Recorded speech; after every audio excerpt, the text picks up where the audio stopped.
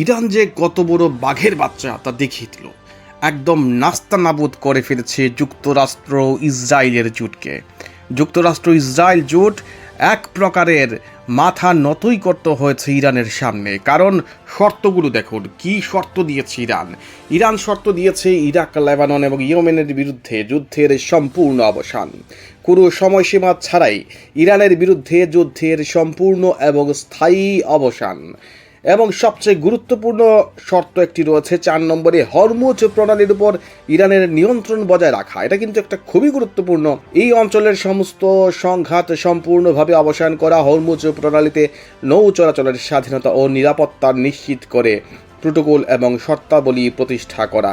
ইরানকে পুনর্গঠন বের সম্পূর্ণ ক্ষতিপূরণ চেয়েছে ইরান চেয়েছে যে যুদ্ধের ফলে যে ধরনের ক্ষতি হয়েছে তা অবশ্যই যুক্তরাষ্ট্র এবং ইসরায়েলকে বহন করতে হবে। ইরানের ওপর নিষেধাজ্ঞা তুলে নেওয়ার পূর্ণ প্রতিশ্রুতি, যুক্তরাষ্ট্রে থাকা ইরানের তহবিল এবং জব্দকৃত সম্পদ সম্পূর্ণভাবে মুক্ত করা, পারমাণবিক সমৃদ্ধকরণ কর্মসূচি মেনে নেওয়া। অর্থাৎ যে কারণে ট্রাম্প বারবার অভিযোগ আনছিলেন ইরানের উপর যে তারা পারমাণবিক কর্মসূচি চালিয়ে যাচ্ছে, তা কিন্তু স্বীকার করে নিয়েছে এক ধরনের ইরান। এবং তারা বলছে যে পারমাণবিক সমৃদ্ধকরণ কর্মসূচি তাদের মেনে নিতে হবে। উপরোক্ত শর্তাবলী অনুমোদনের সঙ্গে সঙ্গেই সকল ফ্রন্টে যুদ্ধবিরতি কার্যকর করা হবে। আপনারা জানেন, ইরান এবং যুক্তরাষ্ট্র এবং ইসরায়েলের প্রায় 40 দিনের এই যুদ্ধ অবশেষে সব পক্ষই যুদ্ধবিরতিতে সম্মত হয়েছে। ইরানের জাতীয় নিরাপত্তা কাউন্সিল এক বিবৃতিতে জানিয়েছে শত্রুপক্ষ স্পষ্টভাবে পরাজিত হয়েছে এবং এখন তার সামনে ইরানের ইচ্ছা মেনে নেওয়া ছাড়ার কোনো পথ নেই। খবর দিচ্ছে বিবিসি।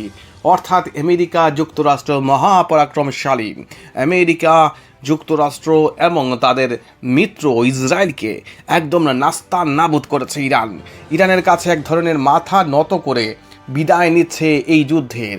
এবং ট্রাম্প যতই বড় বড় কথা বলুক না কেন, তাদের যে শর্তগুলো দিয়েছে ইরান, গুরুত্বপূর্ণ শর্ত যে পারমাণবিক সমৃদ্ধকরণ এবং হরমুজ প্রণালীর সম্পূর্ণভাবে দায়িত্ব নেবে ইরানের উপর নিষেধাজ্ঞা তুলে নেওয়ার যে কথা বলেছে, তা কিন্তু ট্রাম্পের এতদিন বলে আসা কথার সম্পূর্ণ বিরোধী।